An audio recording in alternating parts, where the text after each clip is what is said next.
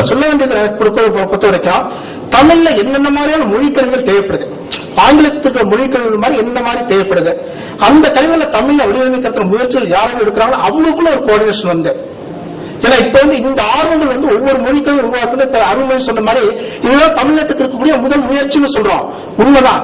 அது அங்க உள்ள பேராசிரியர் ராஜேந்திரன் செய்தார். கம்ப்யூட்டருக்கு அங்க இருக்கும்போது நான் தான் உதவி செய்தேன்.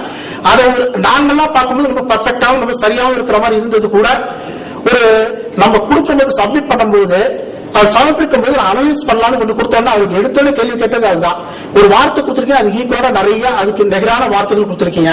அந்த வார்த்தைகள் பட்டியல ஏதாவது லாஜிக் இருக்கான்னு ஒண்ணு அந்த ஒரே வார்த்தைக்கு பலவிதமான பொருள்கள் அந்த சொற்களை கொடுக்கும் பொழுது ஒண்ணு அந்த வார்த்தை வந்து ஆல்பபெட்டிக்ஸ்ல இருக்கா, இல்ல வேற ஏதாவது அந்த கால வளத்துக்கு தகுந்த மாதிரி போட்டிருக்கீங்களா, இல்ல இலக்கிய சொற்கள் இது மாதிரி சொற்களை பிரிச்சு ஏதாவது கொடுத்துருக்கலாம், எதுவுமே இல்லாம வரிசையா கொடுத்துருக்கீங்க.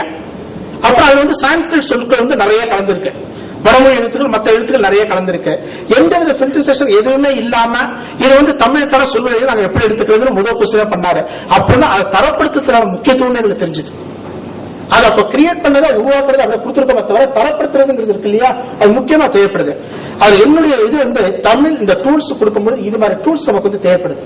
அந்த டூல்ஸ் என்னென்ன பட்டியலிட்டு அது ஒவ்வொன்றுக்கும் வந்து பாத்தீங்கன்னா அந்த கருவியை உருவாக்குறதுங்கிறது ஒரு முறை. உருவாக்கிய பிறகு உருவாக்கியவங்களுக்கு அது தரமா இருக்காங்கிறது தெரியாது. நம்ம எந்த பொருளா இருந்தாலும் ஸ்டாண்டர்டைசேஷனுக்கு தனியா போறோம், எந்த பொருளா இருந்தாலும் ஸ்டாண்டர்டைசேஷன் அதுக்கு ஐஎஸ்ஓ அதுக்கு இருக்கு.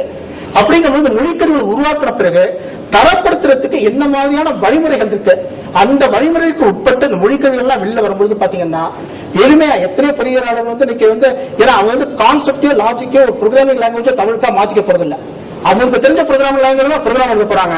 அவங்க பயன்பாடு ஒரு ரிசர்வேஷனுக்கு போற மாதிரியோ இல்ல வேற ஏதாவது ஒரு அக்கௌண்டன்சிக்கு போற மாதிரியோ தமிழுக்கு பயன்படுத்துறதுல அவங்களுக்கு எந்த ஒரு கஷ்டமே இல்லை. ஆனா வடிவமைப்புகள் அடிப்படையில இருந்து வரணுங்கும் பொழுது கஷ்டப்படுறதுனாலதான் அது வந்து பிரமிப்பாகும். அது வந்து பல ஆண்டுகளா பேச்சு வழக்கிலே இருக்க தவிர ஒரு நடைமுறையில் வந்து எளிமையாப்படுத்தக்கூடிய அந்த சூழல் வந்து அது இல்ல. அது என்னென்ன மாதிரியான காரணங்கள் குறிப்பிட்டது மட்டும் ஏன்னா டைம் 10 நிமிஷத்துல முடிக்கணும்னு சொல்லியிருக்காங்க. ஒரு 10 நிமிஷத்துல மட்டும் என்னென்ன பட்டியல் தேவைப்படுது அப்படின்னு நான் சொல்லிடுறேன். இதுல இந்த இது மாதிரி கருவிகள் தேவையானதுக்காக நம்ம கம்ப்யூட்டர் வந்து எல்லாமே பயன்படுத்த தொடங்கியாச்சு. ஒரு காலத்துல இருந்து ஒரு சயின்டிபிக் டிவைஸா இருந்தது, இன்னைய பொறுத்தவரைக்கும் மக்கள் கருவியா போயிடுச்சு. ஏடிஎம் கூட சாதாரண ஒண்ணு கணிப்பறை தெரியாம கணிப்பறை பயன்படுத்தக்கூடிய சூழல்ல மக்கள் நேரடியாக கணிப்பறை பயன்படுத்துவதற்கான தேவைகள் வந்து நமக்கு தேவைப்படுது. அதுல தகவல் வந்து கணிப்பொறி தான் கருவி, அதுதான் கருவி இன்னைக்கு இருக்கக்கூடியது. தகவல் இருக்குன்னா அது மொழிதான் வேணும். தகவல் மொழி இல்லாம தகவல் இல்ல. இதுல மக்கள் பேசும் மொழிகள் கணிப்பொறிக்கு தேவை. தமிழ் விசைப்பலகையின் வடிவமைப்பை தமிழக அரசு தரப்படுத்தியது. இன்னைக்கு எப்படி மொழி கருவிகளுக்கு ஆர்வம் காட்டி சொல்வதிலிருந்து மற்ற ஒவ்வொருத்தரும் ஆர்வமா பண்ண ஒவ்வொருத்தரும் மார்பாலஜிக்கல் ஒவ்வொருத்தரும் பண்ணி ஒரு 10-15 உருவாகிறதோ அது மாதிரி ஒரு 20-30 வருஷங்களுக்கு முன்னாடி அந்த கீபோர்டுல ஆர்வத்துல பல பேர் பல விதமா வடிவமைச்சிட்டாங்க. ஆனா எல்லாத்தையும் சேர்த்து ஸ்டாண்டர்டைஸ் பண்ணும் பொழுது எவ்வளவு சிக்கல் இருந்ததுன்னு அது உள்ளவங்களுக்கு தெரியும். ஒவ்வொருத்தர் ஏன்னா உருவாயிடுச்சு, உருவாகும் பொழுதே வந்து நம்ம ஸ்டாண்டர்டைஸ் எதுவுமே கொடுக்கல. அந்த கீபோர்டு ஸ்டாண்டர்டைசேஷன் கூட ஒரு தரப்படுத்துறதுக்கு நெறிமுறை பண்ணும் பொழுது அந்த 98 அந்த கமிட்டில நானும் மெம்பரா இருந்தேன். அந்த வகை பிரிக்கும் போது எவ்வளவு சிக்கல் இருந்தது அப்பதான் தெரியும். இந்த பிரச்சனைகளை முன்கூட்டியே சொல்லி அதுக்கு தகுந்த மாதிரி உருவாக்குகள் சொல்றது தவறுனால பின்னாடி சிரமப்பட்டது மாதிரி இல்லாம அதான் ஒரு முன்னுதாரணமாக நம்ம நினைச்சுக்கிட்டு அடுத்த மொழிக்கருவிகள் இருக்கும்போது இந்த மொழிக்கருவிகளை இப்படிதான் உருவாக்கணும்னு சொல்லிட்டு அது வந்து ஒரு கணிப்பொறியாளர் செய்ய முடியாது, அது மொழியாளர் தான் செய்ய முடியும். அந்த ஒரு யூனிட்டி அந்த ஒரு பகுப்பு இந்த ஒர்க்கு சைடு நான் அந்த ஒர்க்கு சைடு செய்துட்டு பண்ணாதான் அந்த தமிழ் மென்பொருள் வந்து நிறைய வர்றதுக்கான வாய்ப்புகள் வந்து நமக்கு நிறைய கிடைக்கும். இப்போதைக்கு நமக்கு மெயினா தேவைப்படக்கூடிய இந்த மின் அகராதி எலக்ட்ரானிக் டிக்ஷனரி, சொற்களஞ்சியம் திசாஸ் நமக்கு தேவைப்படுது, பெருந்தெருவு கார்பஸ் ஒன்று தேவைப்படுது. இதெல்லாம் ஒரு மேலோட்டம் நமக்கு தேவைப்படக்கூடிய கணிப்பொறிகள். இது அதே மாதிரி இது இந்த பாருங்க, இது வந்து இந்த ஸ்பெல் செக்கர்ல இருந்து இலக்கண திருத்தி அந்த கிராமர் செக்கர் ஷார்ட்டிங் எல்லாத்துக்குமே வந்து நமக்கு அச்சானே இந்த லாங்குவேஜ் டூல்ஸ் தான் யூஸ் ஆகுது. ஒரு ஷார்ட்டிங் கொடுத்தாலும் லாங்குவேஜ் டூல்ஸ் தான் நமக்கு யூஸ் ஆகும்.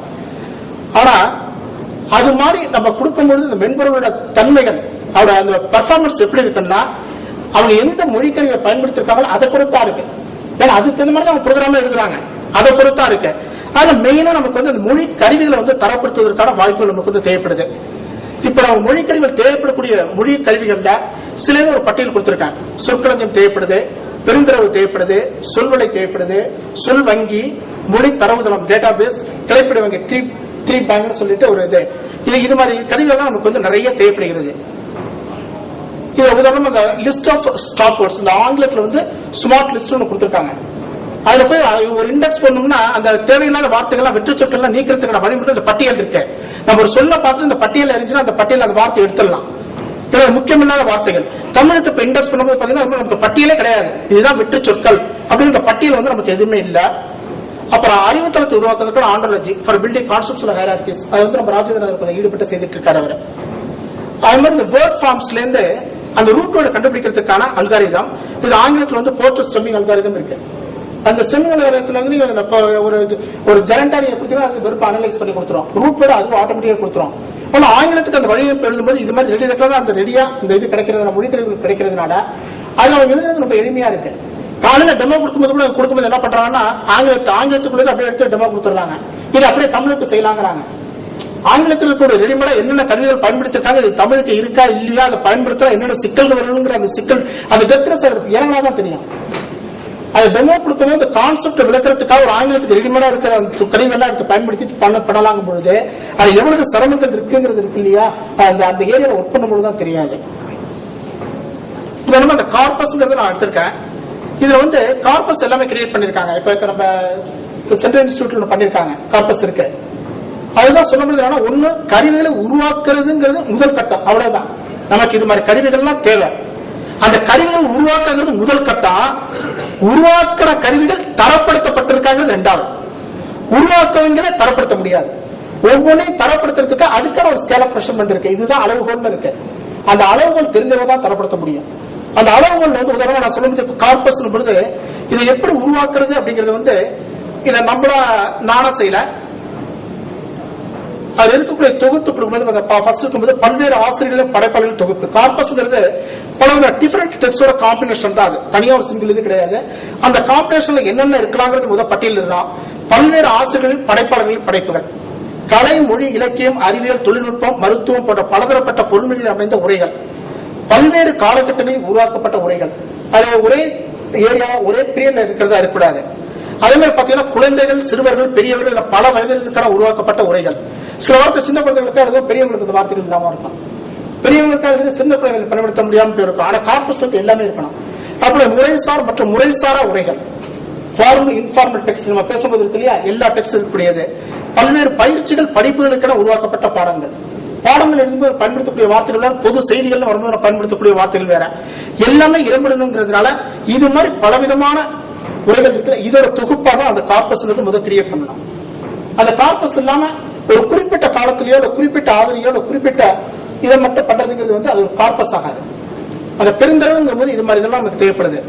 இது மாதிரி பெருந்தரவு அவர் உருவாக்குற பிறகு அது சரியான முறையில தொகுக்கப்பட்டிருக்கிறதுக்காக பல விதமான ஸ்டாண்டர்டு அந்த ரூல்ஸ் இருக்கு. இப்படிதான் இருக்குன்னு சொல்லிட்டு அதுல பாத்தீங்கன்னா பாருங்க இந்த அதை கொடுக்கறதுக்கு சில புள்ளி விவரங்கள் ஸ்டாட்டிஸ்டிக் நமக்கு தேவைப்படுது.